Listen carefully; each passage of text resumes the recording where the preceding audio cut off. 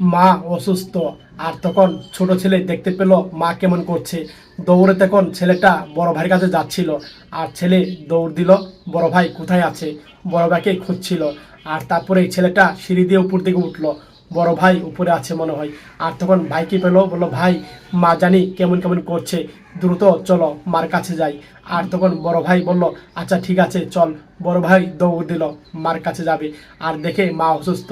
আর তখন পকেটে হাত দিয়ে দেখলো সেই পরিমাণ টাকা নাই, কিভাবে ওষুধ কিনবে ছেলেটা। আর তখন কান্না করে দিল বড় ভাই। ছোট ভাইকে বললো তুই জায়গা বস, আমি আসছি। বন্ধুর কাছে গেল সাহায্য চাইতে, বন্ধু মা অসুস্থ দে। বন্ধুরা ধাক্কা মেরে তাকে ফেলে দিল, বলল কোনো টাকা নেই যা। ছেলেটা চোখের পানি এসে পড়লো। আর তারপরে সেখান থেকে ছেলেটা চলে আসলো। আর তারপরে এই ছেলেটা তখন একটা ব্যাগ কাঁধে নিল, আর ব্যাগ কাঁধে নিয়ে তখন রাস্তাঘাটে বোতল টুকাচ্ছে, ভাঙ্গারি জমিয়ে তখন বিক্রি করবে।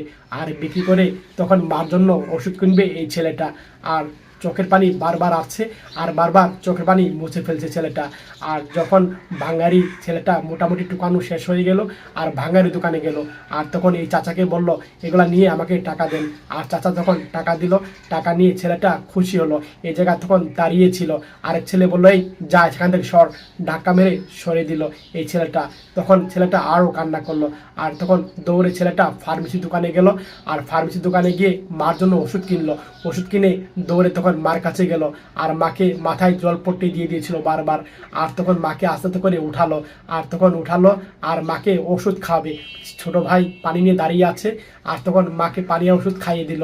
আর তখন পানি আর ওষুধ খাওয়ানো হয়ে গেলে মাকে বলল মা আস্তে আস্তে আবার শুয়ে পড়ো। আর মাকে তখন আবার শুয়ে দিল।